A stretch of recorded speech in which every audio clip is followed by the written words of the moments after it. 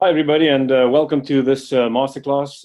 Very important topic that we are dealing with tonight in South Africa and this morning in the US. Thank you very much for joining. I'm sure nobody from Australia is joining us in the early morning hours of Friday for the Aussies. So I'm sure you will receive the recording. My apologies for being a few minutes late. We've had a bit of a technical issue with two different IDs, and I hope that we haven't lost anybody on the call, but then again, we wouldn't know that, would we? So I'm very glad for you, those of you who are on this particular masterclass, and for your attendance. My name is Etienne van der Walt. As always, I just want to introduce myself for those of you who join us for the first time. I'm the CEO of Neurozone and a clinical neurologist. I'm not practicing anymore at the moment. I've been spending the last 9 years really working with a wonderful team of extremely passionate, intelligent, and really caring people who really care about the behavior of the human and the way that we can prevent burnout, build resilience, and unlock high performance readiness. And that's exactly what we are doing at the moment, working with neuroanalytics, the neuroscience, putting it together with analytics, and finding eventually what we're now calling the behavioral code for high performance. We've got wonderful certified coaches, business associates, and colleagues who across the globe who we absolutely love working with. And I often see you on this forum at the masterclass, and thank you very much for attending. And it's really great to be here with you again. What we are talking about tonight is one of the 10 drivers of the model of brain performance, really, and that is social safety. We're really also focusing on the components of social safety, those sub-drivers, those 8 sub-drivers that actually now collectively with another 57 odd sub-drivers or behaviors form the so-called behavioral code for high performance at the moment. It's an incredibly important topic. It's so important and profound to understand, not only for leadership, but for everybody who works in as an individual and within teams, to understand how profound social safety is, what it means. And also, I'm at the end, as always, in a masterclass, going to share some interesting information with you that we ran on, I think, just under 2,500 of our leaders and employees globally. So without any further ado, I'm going to switch over to the sharing part, and I'm going to share a screen with you.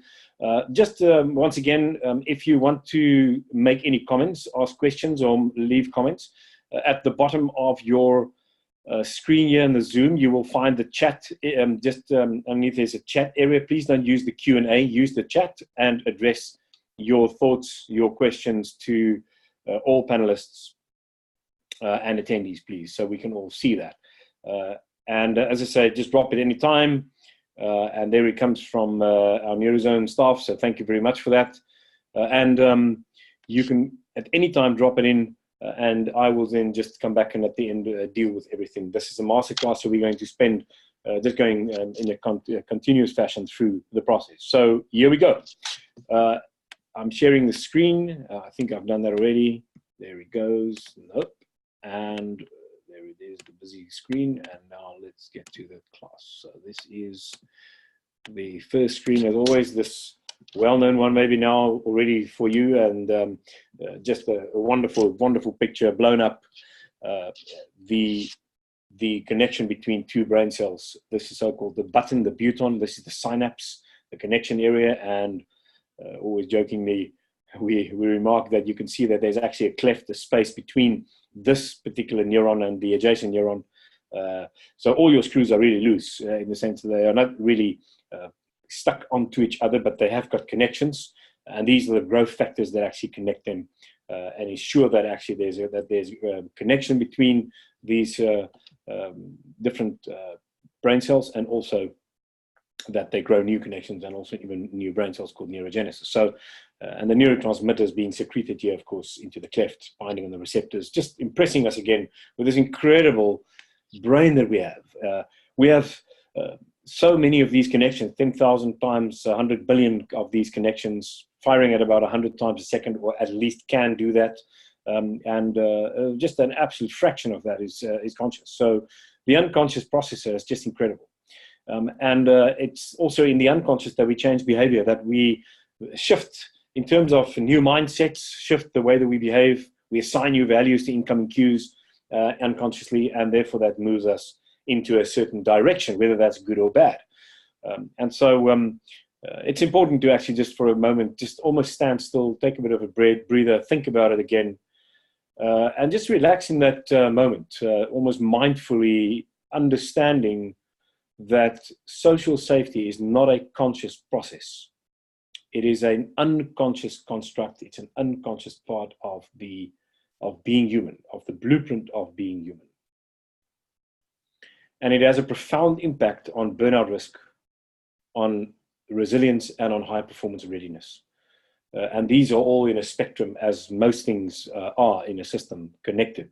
The complex adaptiveness of the system, so profound when you think about this.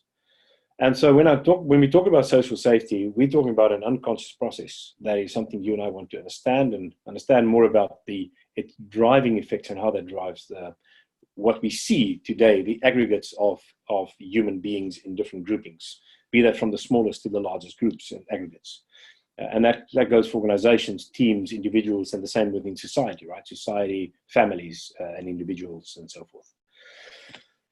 So just for a moment, as we always start, I think it's a good place to start. It's a bit like let's start at the very beginning, the do, re, mi of Sound of Music.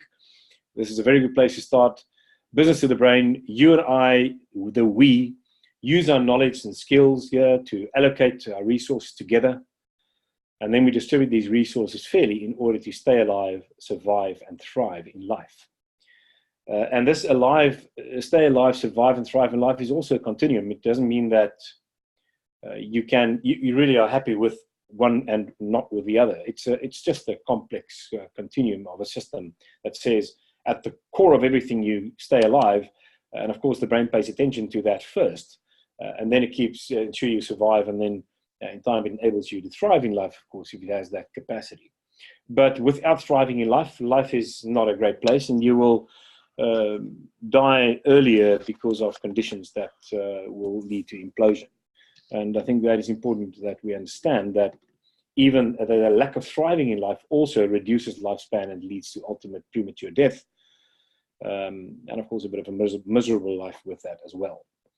So this is incredibly important to understand that when we do business, we allocate resources, we have to share it fairly, we have to eat, we need shelter, we need all these basic needs of the Maslowic, in a Maslowic fashion. And then, of course, we want some comfort with that, and et cetera, et cetera. So it's the we. It's always we, and we do it together. Now, I think I'm going to add another little dimension in the introduction, which I think is really important. This question about psychological safety versus social safety and vice versa actually came up quite a lot in our courses. And we've got wonderful coaches, very, very well-versed and deeply insightful coaches who often ask this question, very, very absolutely legitimately so. I think what is important to understand is, let's first just think about psychological safety. Why do we use social safety?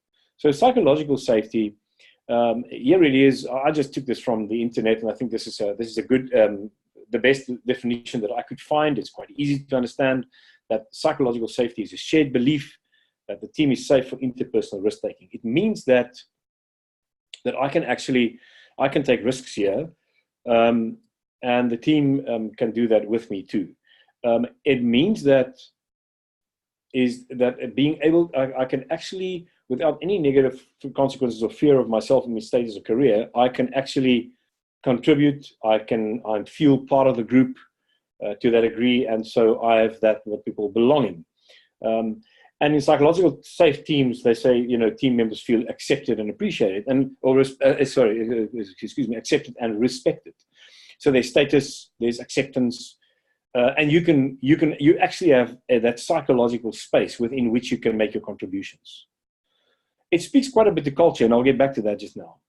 But the one thing that it also states in a continued fashion, as they continue to elaborate on this idea of psychological safety, is that trust is not the same It is not the same as psychological safety. And in fact, trust doesn't come into the equation, literally, when you speak about psychological safety. Trust is an interesting and even a more profound and core component of the social beingness of groups. But it's interesting that it's not mentioned here. And you can actually see why, right? Because trust, in a sense, trust says that everybody in the group, that the group has actually got my back when I jump. But that's not what what it says about psychological safety. Psychological safety says you have a place to you can actually freely voice your opinion and make your contributions, and you've got a place. But it doesn't speak to this important notion that, you know what, we'll keep you alive. We've got your back. A bit like in the war zone when somebody is behind you. I think the old Romans made this in the war, on the field of war. They would cover each other's back. Somebody actually back to back covered your back, and if that person is not there, then you basically are dead. And so that kind of trust and entrustment as such, which is a way better way to describe this idea of trust, does not form part of the technical definition of psychological safety. Social safety is psychological safety plus trust. And so we've coined the term, or used the term, social safety because we refer to a more encompassing term, a term that describes, from a brain-body system perspective, what happens in the brain, right from the brain stem, right through into the limbic system, and I'm going to get to that just now, that builds this whole idea of the social safety for you and me. And so the social safety construct is an all-encompassing construct that provides us with trust, entrustment, plus the capacity for belonging and having a sense of culture and togetherness, which speaks to psychological safety. I hope that makes sense. And therefore, it's a more encompassing term. And you can see these individuals, if one drops the hand there, let the other go, that person will fall down. This speaks more to the idea of social safety at the core of it being trust or entrustment. I entrust myself to these other chaps or ladies who are holding my hands. Now, there's a very interesting next point. After we've discussed this idea of psychological and social safety, let's just think a moment about the way that we aggregate from very small groups to larger groups. I've just taken a few little images here from the net, but you can see that on the left here, we talk about society. This is society.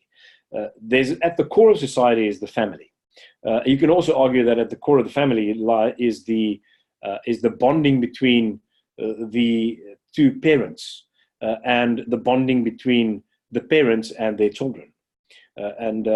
You can even, and of course there is also a bonding between the siblings, but that's a bit more complicated, and we're not going to go into that now. But the idea of the family as a core unit of society, leading to society as the larger aggregate of individuals living in the same space, geographically and otherwise. That could also, of course, be not only geographically nowadays, also cyber jurisdiction based and so forth. But this idea that we have got two different components or aggregates in a small group and a larger group also applies in organizations. And I think this is quite important. So the team, this idea of our team as an analogy of the family in an organization, and then the larger organization as the society, if you may, as an aggregate, larger aggregate, is quite important. And I want to just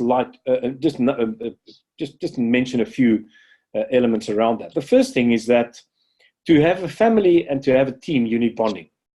And bonding is entrustment. That's the trust idea. This is why it's social safety. So you can probably say that's all psychological. And even in teams, of course, you need belonging as well. But you can't really bond in big aggregates. Bonding is not really possible here. Belonging and bonding are both possible here, within the family and within the team.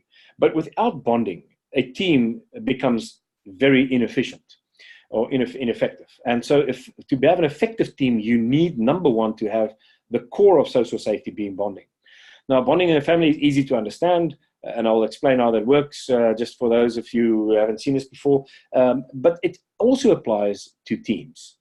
A team needs bonding. Oxytocin that is secreted at a very primordial sort of level, a basic level of the brain, to ensure that you and I have entrustment, is something that is continuously, and even more so today, as we continue to work towards team effectiveness to really enhance our capacity and resilience against the VUCA world and the rapidly evolving world, and ensure that we are complex adaptive at a rapid rate.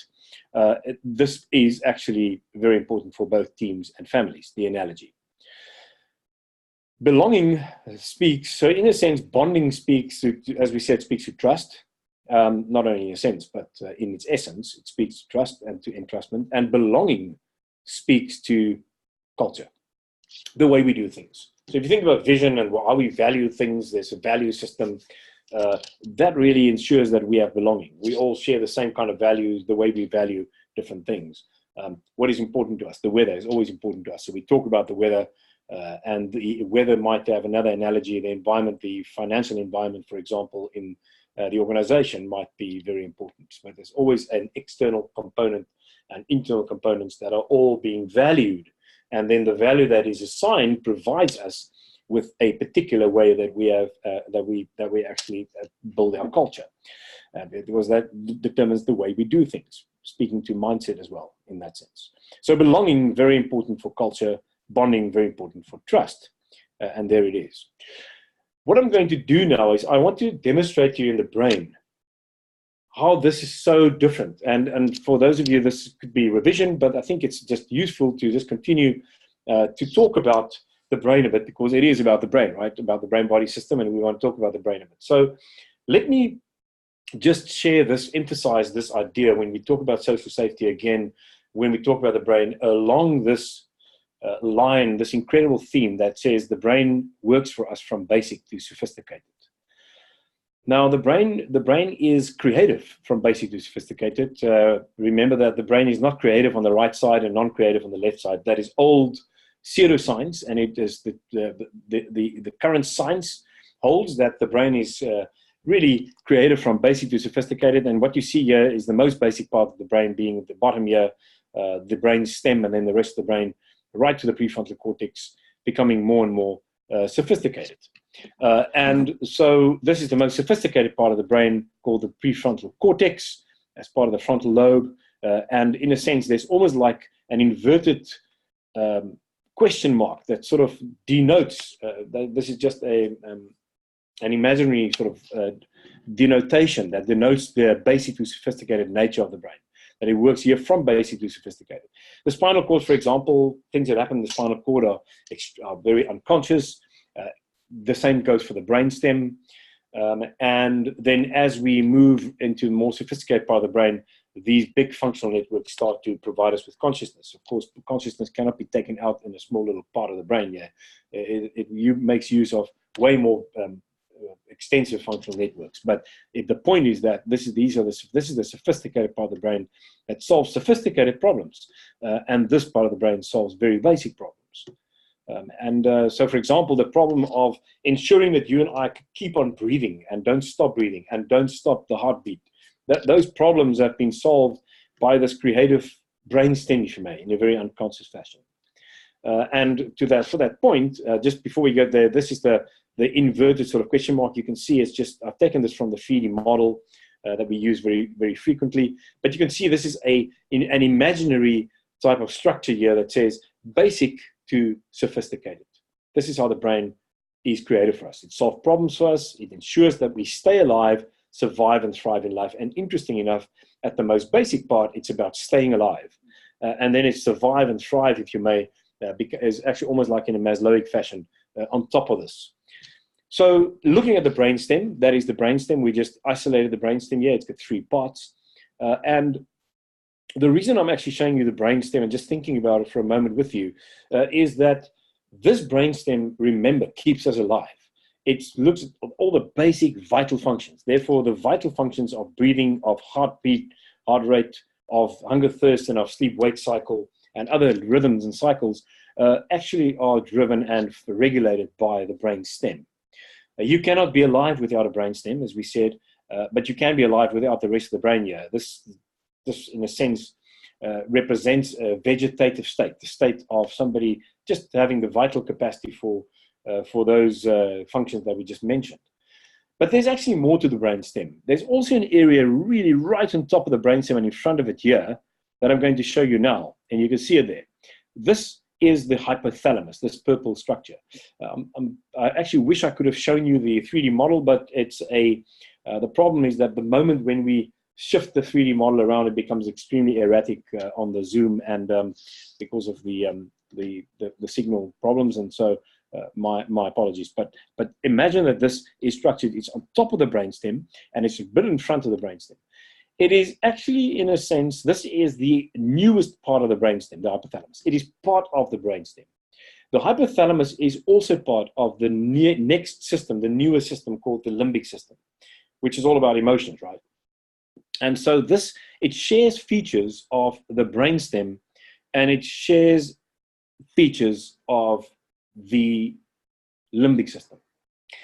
And therefore, it shares rhythms and cycles, for example, as we know, light and darkness, and this is the part of the brain that actually puts you to sleep at night. It activates this brainstem, and then the brainstem has a flip-flop switch and puts you to sleep. But at the same time, it also ensures that you and I are well through longer rhythms and cycles, for example, monthly rhythms. Those, for example, the female hormones are being secreted by this precursors in this particular structure called the pituitary gland, and the pituitary gland is on top of, or structured underneath. It's actually stuck onto the hypothalamus, and in fact, roughly part of it. And then it secretes a number of hormones here. Cortisol, for example, the stress hormone, in a very much increasing day-night cycle, as you know, will also secrete. It's also secreted here. And so the hypothalamus really looks after the whole brain-body system like an eye turned inward. One of the things that the hypothalamus does as well is it secretes a hormone called oxytocin. And oxytocin secreted by this particular structure through the pituitary gland as well is secreted in response to activities and notions that the brain perceives as providing them with the capacity to entrust themselves to someone else or another being. And so the idea that we at the level of the brainstem requires that we require in entrustment to stay alive is not a bad notion. I mean, can you see what we're getting at? If you look at this part of the brain, the hypothalamus, so basic, so important to stay alive, that to keep us alive, we need to entrust ourselves to others. And of course, now it makes sense if you think about keeping alive. I mean, it has to be at the level of regulation to stay alive at the brainstem level that this works. A baby, for example, secreting oxytocin and mother secreting oxytocin, and so that they can actually bond, keeps the baby alive. If that baby was actually it was neglected and there wasn't this bonding, the baby would have died. So it really keeps the baby alive. In the same way, you can think about brothers in arms in a war zone. Same, we talked about this idea of someone's got my back. I'm being kept alive by this other person, and I entrust myself to the group in that sense. And every individual in that group or team, which is a highly functional team, entrusts themselves. I really want to get rid of the term trust and replace it with entrustment, because trustful relationships and trust and so forth is not is not for me the best term. I think entrustment leaves no doubt about what this does for us from a brain science perspective. It means that you entrust yourself, your life depends on it, and you have to have that. It's like a permission to play. It's a permission to be an alive team that now sets itself up to be resilient and high performing. And if it doesn't have it, it effectively erodes and it moves you into this burnout spectrum. Which means implosion and very low effectiveness along that way. So I think it's important to understand where bonding comes in and where trust or entrustment comes in. And the idea of the core family and the core team in that analogy, very important. Now there's a second very important emotional part of the limbic system. And of course, if you look at these eyes of the monster here, you'll see that these are the amygdalas, right? So the amygdalas, or the almonds, are effectively, it's a seat of emotion. And of course, remember that they are very well connected to the hypothalamus. In fact, if you look at this little There's a shadow there. Can you see that's a pituitary gland? You can see it there. And there's the brainstem, you see. So the brainstem, the pituitary gland, and the hypothalamus are just situated there. This is where you see the amygdalas, but they are actually very well connected to the hypothalamus as well. There's a whole triad here that's connecting all these limbic structures. So the interconnectedness means that this is a more sophisticated part of the limbic system, of the emotional system, and as I said, the seat of emotion. It is from these structures that the idea of larger group aggregation is driven. And the larger group aggregation is driven through pathways that are running from the amygdalas here. You're sort of seeing the brain more sort of from below and, of course, from the right-hand side. And you see that's the right and the left amygdala there. And there are pathways here. This one has got that pathway there that goes right to the prefrontal cortex here. And there's another, and it has another one that's sort of doing this, and on the other side as well. So there are two pathways each that has got a shorter and the longer pathway form these C-shaped structures that actually gives the name to the limbic system. These C-shaped structures that border the brainstem like that, and that border is limbus. So the idea of this pathway, the so-called ventromedial pathways from the amygdala to the prefrontal cortex, this is the area where it really drives the idea that we need to have a sense of belonging, a sense of identity, and the sense of making a meaningful contribution to the group, so I can actually deserve and have a rightful place in the group or in the tribe, and that's belonging. And it is driven by dopamine, by the neurotransmitter dopamine, not by oxytocin, as in this particular system, the entrustment system, if you may, bonding at a much more basic level, brainstem based. Now you go limbic system, and you talk about the idea of belonging. And so these are two different constructs that altogether are important dimensions, if you may, or sub-drivers of social safety for you and me. We can also go into this idea of saying that bonding starts at the beginning of life, and then added to that when you're around about 2 o'clock, when you're around about 2 years old, you develop this sense of belonging, a capacity that provides you with a new skill, and that skill then enables you to allocate resources other than what your mother and your father presents for you, which means that you can now start to allocate resources outside of this core family, and you start to develop belonging, and you can actually move out into another circle of society, if you may. And then, of course, in your teenage years, an identity, sense of identity is established. You accelerate the learning of the world, accelerated pace, and that identity is now is added. And then, of course, when in your early 20s, all of these pathways here between the amygdalas and this ventromedial prefrontal cortex, they are all now myelinated, they've been nicely structured, and they're matured. And because of that, you've got a top-down processor from this area down to the amygdalas, which says, now I've got to make a meaningful contribution with the right kind of risk processing. I can assess risk. I can actually really now guide it safely through life together with my group, and I can now actually make a meaningful contribution. It's payback time with my knowledge, with my skills, with my expertise, and at the end of life with experience. And I've just sort of mentioned a number of components right from birth to death, if you want to just think about the social brain works for us right from birth to death. And it works, once again, from basic to sophisticated in this brain as well. Isn't it just fascinating? It's a fascinating way that the whole structure builds, both in the brain structurally and also through our lifespan as and when we need it. You and I being in the workplace and in that phase of life, we need to make a meaningful contribution. And I'm going to show you how fascinating it is in the model where we said we now have all the knowledge and expertise, we have got to make a meaningful contribution, how important that is. And that for younger workers, a sense of identity is important.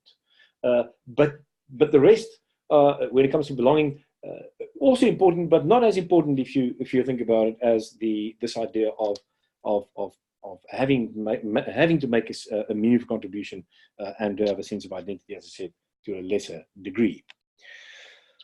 So just to complete our little analogy of society and organizations, if you think about belonging and culture in big aggregates, dopamine, limbic, that pathway, the ventromedial pathway, and then bonding and trust, oxytocin.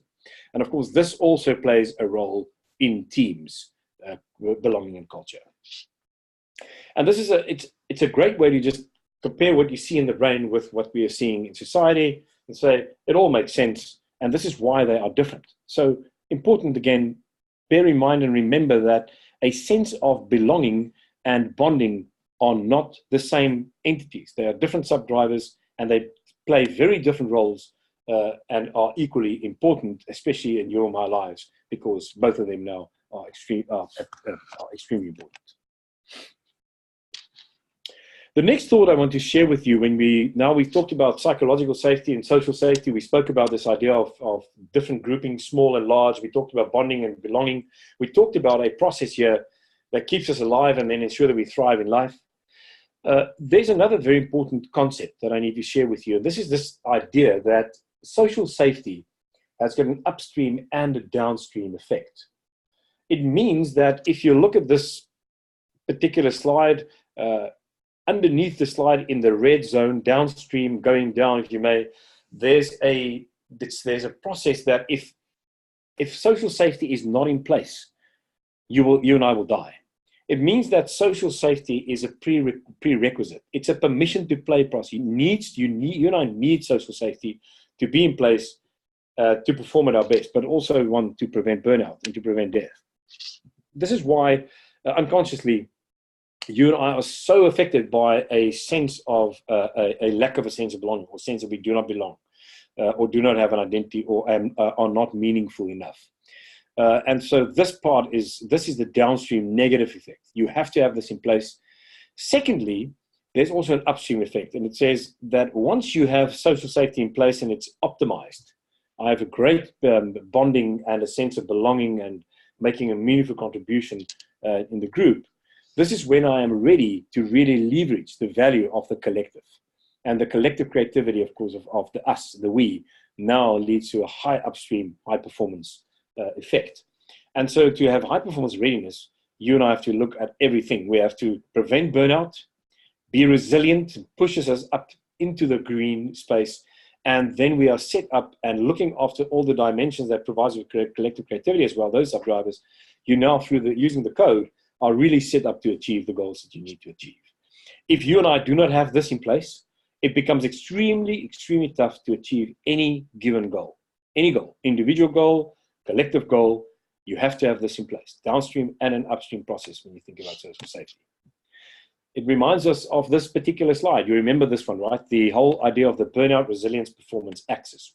Remember that this speaks to the whole way the brain-body system works for us to keep us alive, keep us well, for health, to set us up for high performance as well.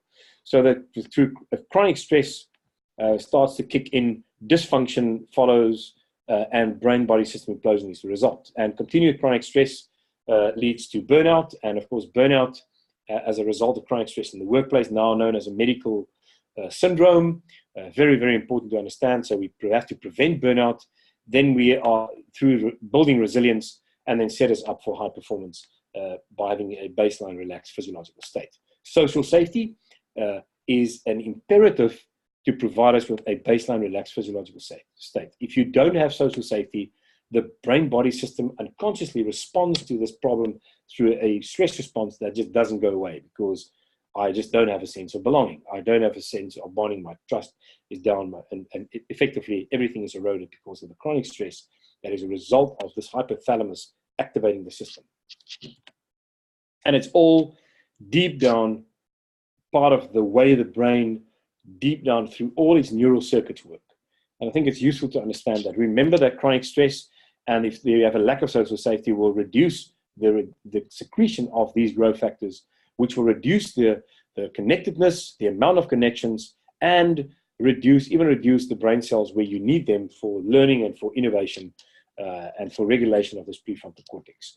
So a lack of social safety, very clearly, talking about, once again, back to this slide, if you have a lack of this physically, these brain cells start to wither away, and especially in the hypothalamus, the hippocampus, which you learn with, your learning capacity, and this prefrontal cortex that you really solve the problems with. And so your problem solving is down, innovation is down, high performance readiness is very low because of that. Of course, the opposite is true.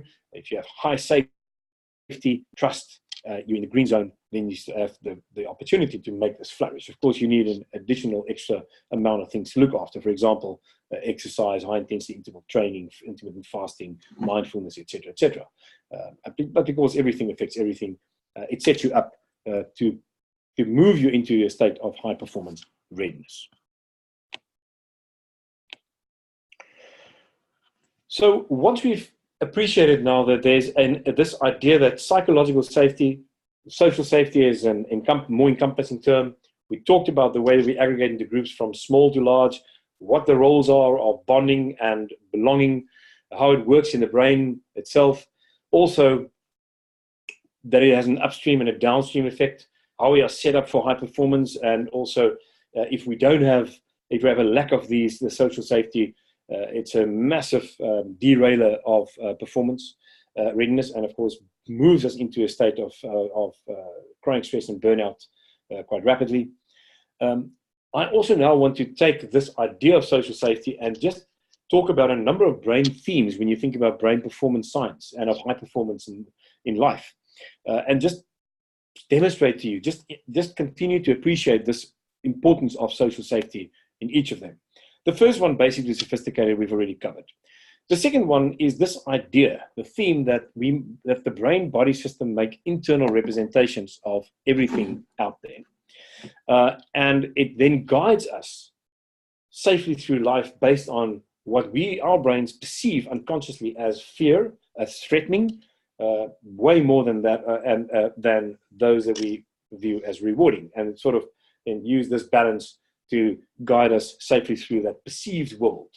But the internal representations of what is out there, you can understand that if I have a lack of social safety because of any decision that I'm going to make, if there's a perception in my brain that any single cue that's coming my way as a result, a prediction of a reduction of my social safety, my brain will be alerted to that, and unconsciously my brain will veer away from that. It will move away from that.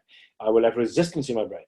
Gut feel, in a sense, has got very much a similar effect. Of course, that also doesn't speak to social safety only, but social safety is such a core part, an integral core part of our safety perception in life, that it often responds in the consciousness. I have the sense that this is not right for me. There's no peace here. And that very often that's because the prediction that my brain makes is that my social safety will be in jeopardy here if I do go down this path, whatever my brain now wants to take. And it's an unconscious process. Of course, mindset, belief system, worldview, very important. And often we have to address those views and those viewpoints and mindset, which also has an effect on the way that we perceive social safety to be, and what our tribe and group really will be and can be. So something to remember when we think about transformational ontological coaching. The second one that actually speaks to this previously is that the brain is goal-directed, and I just mentioned that. So goal-directedness, once again, the brain it reduces its serotonin secretion if it has a lack of social safety, and so the springboard for goal-directedness is reduced. My mood state is reduced, and because of that, the energy, the thrust under the engines that make me achieve goals is reduced. And once again speaks to this idea that one, you have a reduced capacity for memory, reduced capacity for innovation because of the real effect on the brain cells, as I've explained, but also in the mood state, the thrust in the moment is reduced, and so I achieve my goals, the achievement of my goals are reduced. Of course, talking about addictions in itself leads to a sense of loneliness and a disconnectedness with others, which we now know is a very important contributor in depression, for example, to the whole condition, and the detrimental effects of that. So once again, it speaks to this idea that I need to be socially safe and have that safety in the environment in which I operate within the group context.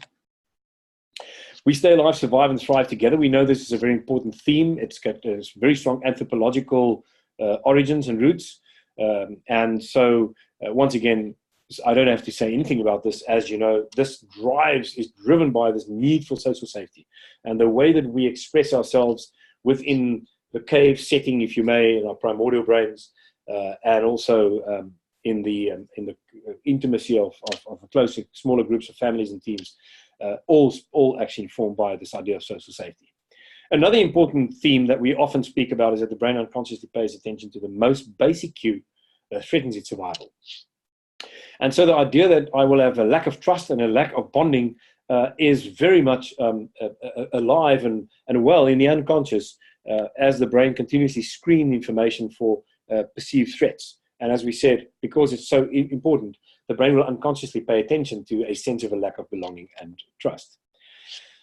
Another important component that I need to share with you is this idea that energy is finite, because we sort of move now from the idea that a lack of social safety kills me, leads to burnout, chronic stress and burnout, and the brain needs to pay attention to this problem and remove it or will succumb to it, to the point that also that there's a positive upstream effect. And the upstream effect of social safety, I think this is just a profound insight that I've learned over the past year or so about the way that we collaborate. The idea that energy is finite, and therefore we need a high yield with the energy that we assign. And that actually drives self-leadership or determines self-leadership, right? So self-leadership and leadership in a brain, from a brain-body system, I suppose, can just be defined as the degree to which you and I have a high yield for the energy that we assign in a group to achieve our goals, our common goals. That says something about, it determines the quality of the leadership. And the same with an individual, for you and me. As individuals, the energy that we assign and allocate our resources to different things that need to be prioritized and need to be achieved, the way that we do that, and the degree to which we do that and achieve a low energy, high yield state is very much indicative of the degree of my self-leadership. And we know that self-leadership and leadership are really incredibly strong correlators. They correlate with resilience and with this idea that it sets us up for high performance. So everything is connected. It's just beautiful how it works. But the idea that I actually want to share with you when we have just mentioned this idea is that the idea of a finite amount of energy indicates that we don't only stick together because it keeps us alive and we don't die because we are stronger in the face of any enemy.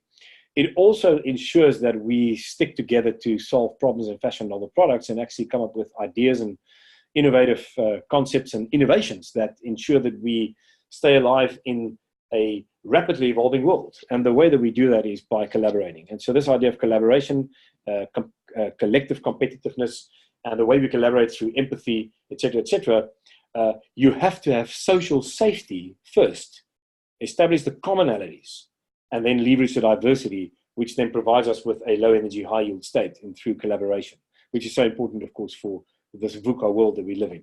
So the idea that you have a higher yield for the energy you assign if you do it properly together, a permission to play for this is social safety.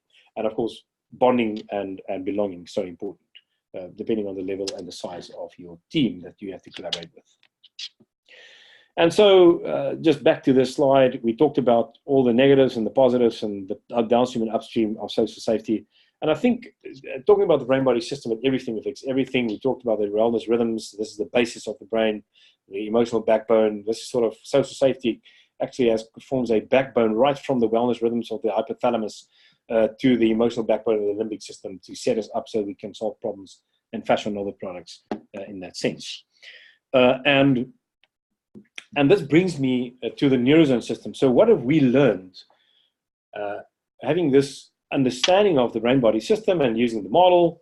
What have we learned from just studying the behavioral code, if you may, looking at all the constructs and see how they actually load onto particular outcomes? So remember that the model consists of the 10 drivers. There they are, the foundational drivers of wellness rhythms. And then the emotional drivers, their social safety. And then goal directedness and collective creativity forming the backbone of the emotional system. And then the problem-solving drivers here in orange, leading to these 4 major capacities or core capacities of resilience, self-leadership, learning capacity, and innovation capacity, which optimizes the brain-body system and sets it up for high performance. So having said all of that, we now took all these dimensions, as you know, and the behavioral code for high performance provides us with maps that you can see here maps that actually say these are the things you have to do that will give you the outcomes that you are looking for. And this is the behavioral code for high performance as you remember it. This is resilience. By no means can we see all these different behaviors and emotional states and cognitive states, but I'm going to show you what, when we take the 8 particular sub-drivers of social safety and just take them and see how are they affected. How do our leaders, how do they actually weigh up in different sort of different type of categories and analyses of our group of 2,444 leaders globally. And I'm going to start to share this with you because before I hit another speed wobble with my language, let me just show it to you, then it's easier to understand. So the idea that these are the social safety sub-drivers, here you can see them. There is trust in personal life, trust in work life, talking about bonding, then belonging in personal life and work life, sense of identity in my personal life and work life, a sense of meaning in my personal life and meaning in the work life. And of course, that's resilience. So what you see here is just an idea. This is as per industry. So the demarcation here is quite interesting. So in the industries, we see that the lower groups, I'm just going to share some of the lower groups with you. Here are the lower groups here. If you look at, I'm actually going to go this way. You can actually see that health, for example,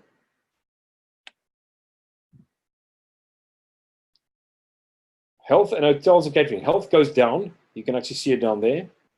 And retail, that is right. So retail is low. So the retail and the health are actually lower than the rest. It's not a big shift, but you can see that there's a bit of a dip there. When it comes to mining, interesting enough, it's a bit higher, and the wholesale is a bit higher, and also construction engineering. So construction engineering and mining not doing too badly in the trust side, isn't that? Or in the social safety side, isn't that quite fascinating?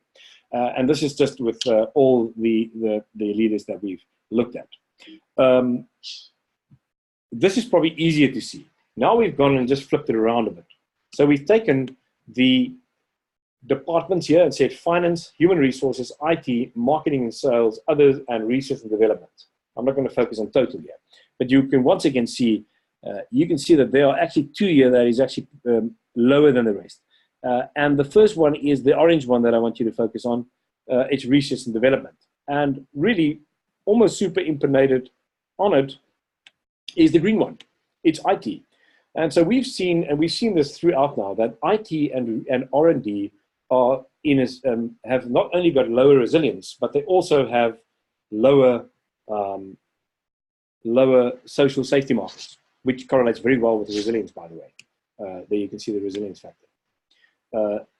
Finance going down in resilience there, although they're also sort of low-ish in that area, but they're a bit higher. So there's a bit of a mixed bag in the finance side. But you can see how IT and R&D once again fare a bit poorer. When you look at the sub-drivers per job level, here you look at all the job levels, you can see that there are a few here that are actually lower than the rest. But that's just and you can see that the ones who are actually lower than, let me just take it again. I see we've actually flipped it around again. Now you flipped it around again, you actually look at these. What I want to focus you on is that the dip here, the dip there, and the dip there, those dips belong to interns and entry level. And so the more senior you are, until you get to the senior vice president, you start to actually have an interesting mixed bag again, and a little bit of a dip. But as you go to the more senior levels, you can see that the social safety goes up. So social safety is lower in the junior levels, entry level and interns, than in the rest. Now that's quite interesting. And then we also see, if you look at the social safety as per the education level, now you've got an interesting sort of big gap here. And you can see that less than high school and the high school graduate, that's the purple there, are the two lowest ones, unless in high school, significantly lower. So once again, as you go into almost a professional degree, there you see the green. As you go up and up, master's degree in professional degree in graduates, once again, it goes up. And so there's a interesting segregation between junior level and lower education levels, having lower social safety. And now you can, and then the final one that you all will be interested in, of course, is the gender. I have to say that this is not statistically significant. There's a little bit of a trend that says that the females here in this particular group had slightly lower social safety than the males, and also a slightly lower resilience than the males as it correlates with each other. But it is not statistically significant in this sense. Maybe just to take you back to all these different slides is that there's an interesting pattern here. Can you see? It looks like a sawtooth. The sawtooth that you see there and there. And this reflects, actually, or represents the difference between your measurements in your personal life and the work life. And the work life is always lower. So trust, identity, and sense of making a meaningful contribution in the work life is usually lower. There is identity in work life. There is meaning in work life. There's meaning in personal life, etc. So you can actually see how that forms an interesting sawtooth. So in general, just to conclude, when you look at the code itself, effectively what the code itself then demonstrates to us in this survey, if you may, of the social safety drivers is the following. IT and research and development, lower education, less senior or junior level, and the health sector and retail sectors, more than others, are at risk when it comes to social safety, being lower and reduces, which, as we said, is a very strong indicator of reduction of resilience. And it also correlates with the previous surveys that we've done, just looking at resilience and the effect of resilience, particularly in these different industries. So with that, I'm going to answer a few questions and a few thoughts around this. Let me see, there are a few thoughts and questions, and I'm just going to go to the chat box. I'm going to stop sharing with you, just to be sure. Excellent. Hi, good news. Great to see you. We always associated a person with a large forehead with intelligence or high IQ. Yes, we all did. Of course, that's not the case, right? So if you have somebody with an extremely small brain, head, skull, which is pathological, of course, then that's called microcephaly. That's a very different abnormal problem. Sometimes with people with fetal alcohol syndrome have got a smaller head. Now, those are pathologies, and of course, they have way lower cognitive capabilities. But in general, for anybody who's normal, the size of the brain does not determine intelligence. It's rather the way that the brain is connected, the interconnectedness, and even areas that are less connected, where you need less connectedness, enhances intelligence function. So it's actually quite a mixed bunch of makes it very complex. Shirley, hi, please, can you read the top 10 of the list for the behavioral? Oh, okay. We've got that in, Shirley, I'm going to, in fact, we can probably share this with you. I purposefully didn't actually show you the whole thing because it is just too complicated and it's too much information. And that is just for the whole group, right? So it's actually not for subgroups. We are now starting to understand how that code works for subgroups and smaller groups. But if you need that, please let me know. I can tell you that the number 1 is optimism, and the number 2 is reducing negative intrusive thought patterns. And the number 3, 4, and 5 are practicing the generic parts technique. Remember, the one that actually enhances your innovation capacity. And then there's intermittent fasting and bedtime consistency, which are very important. And of course, then there's meaning in work life. So the sense of making a meaningful contribution in work life in the top 5 or 6 of that resilience cohort. Is that okay? optimism, reducing negative intrusive thought patterns, generic parts technique, intermittent fasting, bedtime consistency, making sense of making a meaningful contribution in the work life. That's top 6. I hope that helps. Excellent. And then, Fiona, interesting that the work sub-drivers tend to be lower than the person wants to. Yeah, very interesting. I must say, very interesting. It's a tough world out there at the moment, and I think that's one of the reasons. Because things are so rapid at the moment, we are not able to pay attention to these sub-drivers enough, while the world is changing rapidly, digitization, political changes, so many things changing, and technology changing so fastly now, rapidly. We still have to actually pay attention to these important human sub-drivers. So I think that might have something to do with it in the workplace. Does trust in work life relate primarily to the bond between employee and supervisor, and does belonging in... Sorry, I'm just going to open this. I just want to see who's speaking now. Hello, Steve. I thought it's you. Great to see you from Montana. Good morning to you. Does trust in work life relate primarily to the bond between employee and supervisor, and does belonging in work reflect a sense of cohesion among members of the team?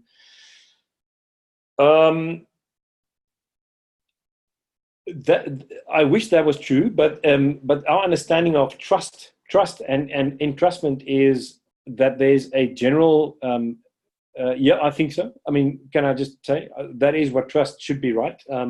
Employee and supervisor, and the question is, who do I have to entrust myself in the workplace? My thoughts in a team is that it's to all team members, right? So I have a sense that everybody else has got everyone's back, and because that's so safe, we all work very hard towards the goal. We can ensure that we are well, and that kind of sense of trust that leads to cohesion of a nature that we don't really understand, moving us into that state of flow. I think that's more than just the employee and supervisor. But if there's a lack of trust between employee and supervisor, you have a broken organization, right? And so that must lead to that distrust. That has to lead to a lack of belonging and a lack of vision and culture, or a broken culture in the organization. So I think these are very related. They are actually related to one another. I would love to hear your thoughts on that, Steve. Maybe you can pop me a mail. But I think that's sort of the thinking around that. And does belonging in work life reflect the sense of cohesion among members of the team? They do. Belonging and bonding both reflect cohesion. They are both important, and they form part of the system of social safety within the team, in that sense. The one more core in the sense being trust to keep us alive, but belonging playing an incredibly important part as well to ensure that we make a meaningful contribution. Shelley, if you were presenting briefly to a team wanting to increase resilience capacity and were asked to provide your top 3 tips, quick ones, is it fine? Did I answer that? I think those are the behavioral code for resilience. But remember that the way that we offer our product at the moment is every single team that are out there, every team, every organization have their own set of top behaviors, the top behaviors that they actually have to focus on. For example, one of the companies we just completed a week or two ago in the US, their number one as a team, the number one focus area that they had to focus on was bedtime consistency as individuals, and they actually had to, and they had to work on their mindfulness. So Silex in the Mind routine and how they actually work, ensure that they are mindful about the interconnectedness between them and so on. So and every single team have got a different set, and this is what makes the behavioral code so beautiful. So I'm giving you a clump together 2,440 in a survey to just actually, in a sense, not only stimulate conversation, but also to back what we are saying, if you may, and actually support the current model and thinking about the brain and the brain-body system and its integration into the workplace and functioning as teams and as organizations. But at the same time, when it comes to personalization, everything affects everything, but there are specific components, sub-drivers that give you the best gain, and therefore one has to use the code itself. I hope that makes sense. Thanks a lot for that, Shelley. And then any generational trends? Hi, Victor. Any generational trends regarding social safety, impact on social media? Yeah, we don't know. I mean, I've just got, we don't have enough data. The people we've got on our system, range between 25 and 55, and a small amount of them are the younger ones. So we don't have these trends in the younger groups, which is what we intend to collect in the next few months as we start to move our product into the well-being space and the wellness, where we're going to have numbers of the younger group as well. So sorry for that, about that, Victor. Looking at the non-school finishes being so low, how much could that be related to feeling judged by others? How much of self-safety is conscious, subconscious? So it's vastly subconscious on that point, Fiona. Your judgment or your explanation, I think, is plausible, but I don't know. And these are the kind of things we probably will have to go and find out, right? So these are the next questions we have to find out and figure out exactly why is that the case, because it is significantly lower, right? But thanks for that. It is plausible. Good news, I'm interested in the power and rank as it is distributed in the South African context in the workplace. How it correlates with this in the context of work cultures that have not shifted in the last,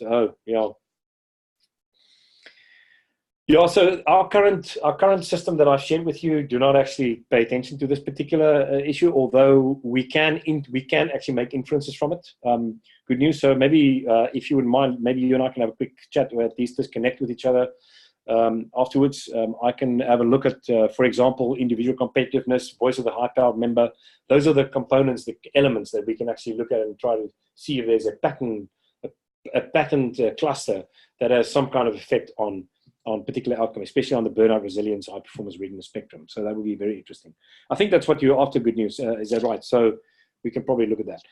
Steve, it is said that employees don't leave the job, they leave their supervisor. Mm-hmm. Yeah, I must say, I think that's right. I mean, even a coach, if you think about a coach is so important. Coach leader in any sports team is so important access. So I think we need more information on this, right? So we probably need to add to our assessments in this space.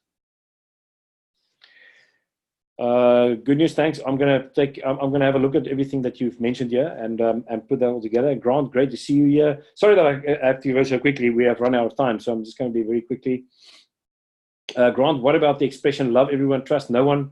This idea that trust is on a continuum, considering words have an effect on how we relate to the external world. Should we change our approach to this idea? No, I think trust no one is probably wrong, right? But at least, as you know, these one-liners are impactful. They are meant to be impactful. They are meant to have and the antithesis so that it impacts. I think the point here is that we can belong in a very large aggregates, but we simply cannot entrust ourselves to large aggregates of people. We have to know people. We have to be in small core cohesions. We will really entrust ourselves in relation to what we need to achieve. That's when we really become highly effective teams. And so I think that's what is mentioned here. So you can't trust but a handful or more people in that sense. In a team, that's a small representation of the family, if you may. I hope that settles that in some way or another. And then, can social safety be too high, where people feel so safe they start to take? Yeah, I think this idea of to the point is, it speaks a bit to what Grant said as well. I think we have to understand that we can't entrust ourselves to simply everybody. We need an understanding and a value, and our risk assessor need to make that kind of risk assessments. And so we know that there are cases where people have entrusted themselves to people that they shouldn't have done, or to groups, or to in that sense. Yeah, so it is possible. And thanks for that, Victor. I'm actually going to make a note of that as well. And then, fantastic. I think we've come to the end of a fascinating discussion. I'm so sorry we didn't have 2 hours for this. There's so much more that we can share. But I thought this was hopefully just a good overview of social safety, and very great to connect with you. I'm going to mull over these questions again and thoughts, and thank you very, very much for everyone. We have to leave now, and so I hope you have a wonderful day in the US, a great afternoon, and then a super evening in South Africa. All of the best to you all. Sorry for being so abrupt at the end.